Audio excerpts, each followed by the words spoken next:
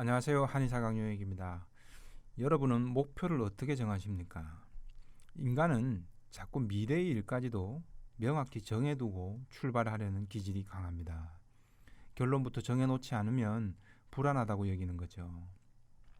어린 아이들에게도 너는 커서 뭐가 되려고 하는가? 너는 어느 대학을 갈 거야? 이런 식의 질문을 많이 하죠. 근데 어떤 목표든 내가 미리 정해놓는다고 그대로 잘 되지는 않습니다. 이는 여행을 떠나봐도 그렇습니다. 미리 자료조사 빽빽하게 해도 때로는 기차가 연착되기도 하고 때로는 날씨 때문에 일정이 어그러지기도 합니다. 꼭 가보겠다던 맛집도 없어져 버린 경우도 있습니다. 이런 유동성과 불확실성 속에서 우리는 최선의 선택을 매번 새롭게 해나가는 지혜를 배워가야 합니다. 그런데 미리 나 혼자 정한 결론이나 목표에만 너무 집착하고 신경을 쓰다 보면 한 방에 그 목표에 도달하려는 그런 심리적 함정에 빠지기가 쉽습니다. 차라리 대략적인 목표 아래 오늘 하루에 충실하며 한 발 한 발 나아가다 보면은 어느새 큰 목표에도 다가가 있습니다. 근데 1년 뒤, 3년 뒤의 목표를 매일매일 생각하면서 그 생각만 하면 정작 오늘 일은 집중을 못하기가 쉽습니다. 결국엔 목표도 저 멀리 사라져 버립니다. 더 멀리, 더 높은 목표를 정해놓으면 더 많이 노력할 것 같지만 이게 착각입니다. 이런 태도가 오히려 무기력증이나 우울증을 일으키는 경우가 참 많습니다. 한 발 한 발 나아가는 것이 아니라 한 방에 날아 올라갈 생각만 하기가 쉽기 때문이죠.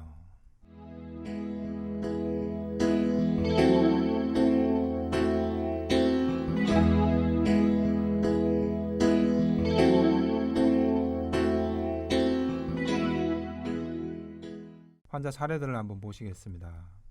우울증 때문에 내원한 고3 A군입니다.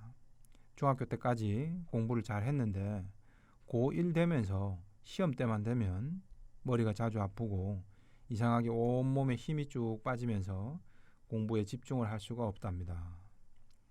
여러 병원을 다녔지만 원인도 못 찾았습니다.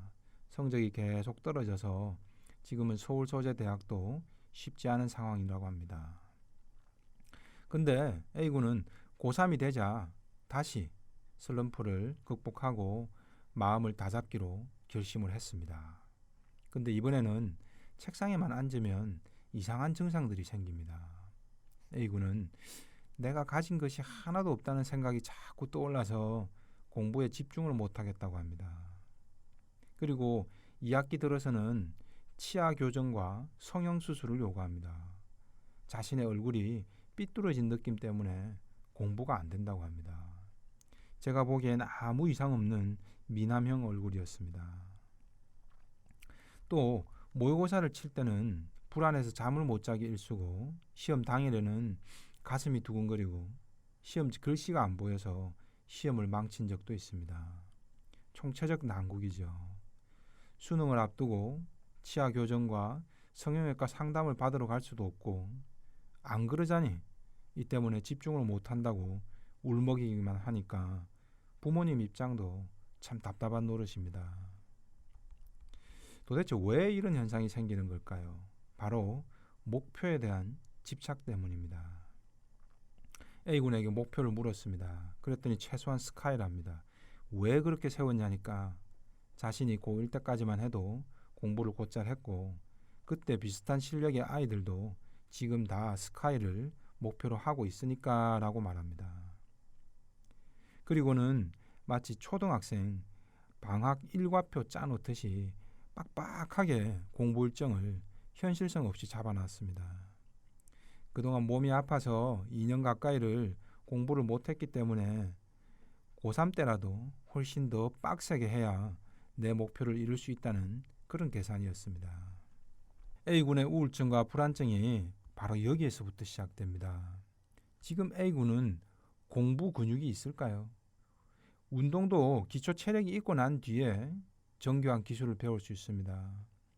축구 선수가 오래 달리기도 제대로 안 되는데 하루 종일 슈팅 연습만 한다고 골을 잘 넣을 수 있을까요? 훌륭한 권투 선수가 되고 싶다면 뭐부터 해야 할까요? 어떻게 한 방에 상대 선수를 쓰러뜨리는 그런 비법부터 배워야 할까요? 아닙니다. 달리기부터 해야겠죠. 공부라고 다를까요? 지난 2년간 고등학교 들어와서 제대로 공부도 못했는데 A군은 어떻게든 한 방에 역전할 생각만 하는 겁니다.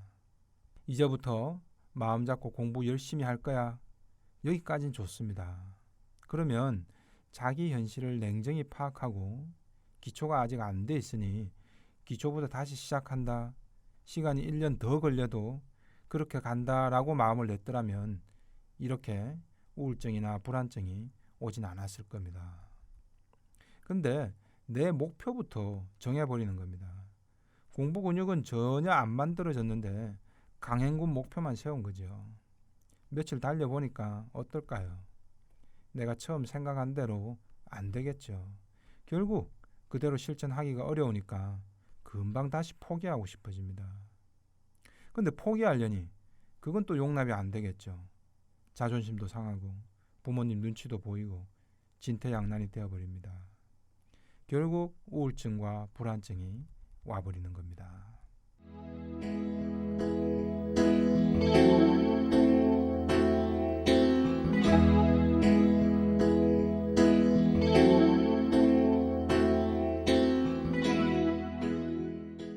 처음에 좀 잘 했었는데 한번 뒤처진 뒤에 영영 따라잡지 못하고 더욱더 뒤처져 버리는 건 바로 A군과 같은 목표의식 때문입니다.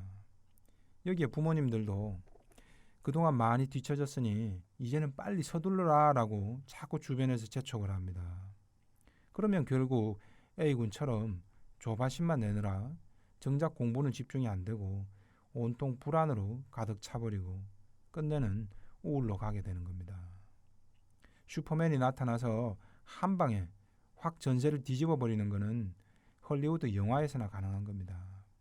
현실에서는 한 방이 아니라 한 발씩 나아가야 작은 목표도 이루어지겠죠. 토끼와 거북이 동화에서처럼 한 발씩 계속 가다 보면 언젠가는 거북이가 토끼도 따라잡을 수밖에 없는 겁니다. 토끼는 먼저 달려서 한참 앞서가 있는데 거북이가 그렇다고 그걸 한 방에 다 따라잡겠다고 목표를 세우면 어떻게 될까요? 그건 목표를 향해서 열심히 노력하는 게 아니라 허황된 욕심입니다.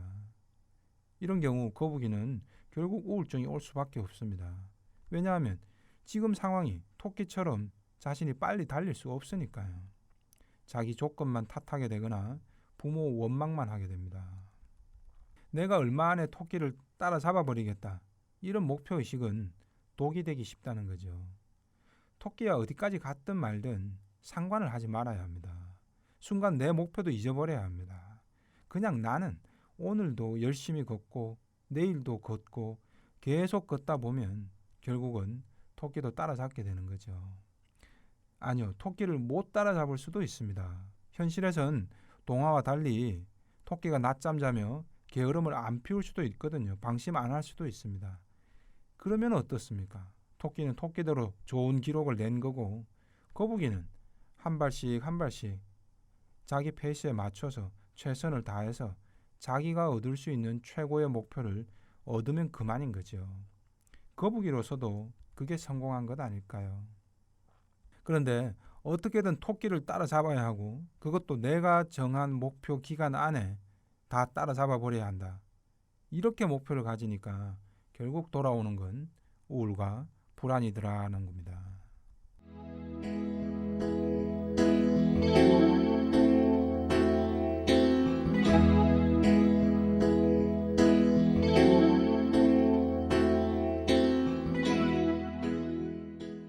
어른들이라고 다를까요? 가슴 답답증과 불면증 때문에 내원한 전업주부 B씨 사례입니다. B씨는 요즘 들어 자기 뜻대로 되는 게 하나도 없다고 합니다. 결혼할 때는 10년 안에 내 집 마련이라는 목표를 세웠는데 그것도 최근 좌절됐답니다. 남편이 전직을 하는 바람에 몇 개월 일을 못하는 차질이 생겼답니다. 게다가 아이 공부도 뜻대로 안 됩니다. 원래 B씨 목표는 아이를 특목고에 보내는 것이었는데 아이가 제대로 못 쫓아옵니다. 계속 학원도 바꿔보는데 엄마 목표대로 제대로 안 된다는 거였습니다. 그래서 남편과 아이 얼굴만 봐도 하루하루 너무 짜증이 난다고 합니다. 특목고를 많이 보내서 유명해진 비싼 학원에 보내놨더니 오히려 아이가 공부를 더 안 하려고 하고 뒷걸음질만 칩니다. 엄마는 그 학원 들어가기도 얼마나 힘든 걸 겨우겨우 넣어놨더니 아이가 못 쫓아가자 더 화가 치미는 겁니다. 이 사례도 A군 사례와 유사합니다. 아이는 최상위권 아이들 틈에서 오히려 기가 눌려버린 겁니다. 정작 자기 공부 체력에는 맞지도 않는 무리한 공부만 시키니 공부는 더 안 되고 자신감은 상실되고 그냥 포기해버리고 싶은 거죠. 엄마가 자기 목표만 미리 정해놓고 거기에 학원도 아이도 끼워 맞추려고 하니 모든 목표가 다 일그러져 버리는 겁니다. 지금 현재 내 아이는 보지 않고 자꾸 엄마 자신의 욕심이 만들어낸 가상의 목표만 의식하고 있는 겁니다. 나중에 90점을 받아서 100점을 받아서 의사가 될지 판검사가 될지는 몰라도 지금 당장 60점이면 최상위권 학생들이 다니는 학원이 아니라 기초부터 다져줄 그런 학원을 찾아야겠죠. 그래서 60점에서 70점을 올라가야 하는 겁니다. 근데 우리 아이가 최상위 학원이 아니라 그런 기초 학원을 다닌다면은 엄마는 자존심이 상하는 겁니다. 그리고 엄마의 높은 목표에 양이 안 차는 거죠. 어쨌든 그 목표에만 아이를 우겨 넣자니 엄마는 결국은 화병, 아이도 우울증이 오게 되는 겁니다.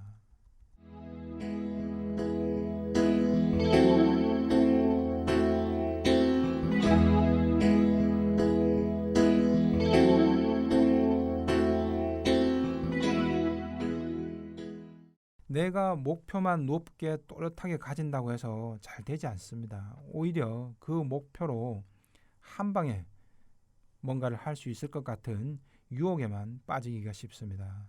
그냥 목표는 대략적으로만 세우거나 아니면 아예 목표가 없는 것도 좋습니다.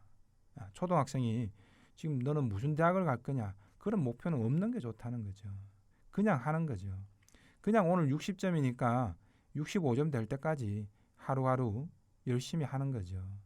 그게 한 달 뒤에 될 수도 있고 6개월 뒤가 될 수도 있겠죠. 그럼 그게 되면 다시 65점에서 70점을 목표로 가는 거죠. 그렇게 가다 보면 시간은 저절로 알아서 내 앞에 와 있는 것이고 대학 원서를 써야 할 때가 되면 그때까지 내가 한 발씩 쌓아놓은 내 점수에 맞는 곳에 원서를 쓰면 그만인 거죠. 이런 태도를 가지면 굳이 공부할 때 우울하고 불안할 일이 없습니다. 근데 계속 뭔가 아무것도 정해지지도 않은 가상의 환상적인 목표부터 미리 정해놓고 신경을 쓰느라 호들갑을 떨게 되면 그 결과는 근사한 목표가 달성되는 것이 아니라 쓸쓸하기 짝이 없는 우울과 불안만이 놓이게 되더라는 겁니다. 공부도 인생도 뛰다가 보면 내 실력에서 조금씩 상향하거나 현실을 감안해서 조금 하향할 때가 있겠죠. 그러나 그냥 포기하지 않고 끝까지 달리다 보면 그때 내 역량과 내 역할에 맞는 옷과 위치가 정해지는 것 아닐까요? 환자분들 중에는 처음 진료를 와서는 대뜸 제 우울증은 얼마 만에 나을까요? 라고 묻습니다. 나을 때가 되면 낫지 않을까요? 의사로서 무책임한 말인가요? 평균적으로 얼마 치료하면 나아요? 라고 과연 말할 수 있을까요? 다른 우울증 환자가 3개월 만에 나았다고 내 우울증도 3개월 만에 낫는다는 보장이 있을까요? 3개월이 걸릴지 1년이 걸릴지 이런 목표만 따지기보다는 오늘 당장 실천이 더 중요한 것 아닐까요? 오늘 당장 내 병을 치료하기 위해 어떻게 첫 발부터 내디딜 것인가가 중요하겠죠. 일도 공부도 질병 치료도 다 마찬가지입니다. 한 발씩 나아가야 진짜 멀리 갈 수 있겠죠. 근데 목표까지 한 방에 도달하려고만 하면 목표한 곳이 아니라 중간에 우울증으로 한 방에 가버릴 수도 있는 겁니다. 한 방이 아닌 한 발씩 가야 하는 겁니다. 이상 한의사 강용혁의 심통불기였습니다.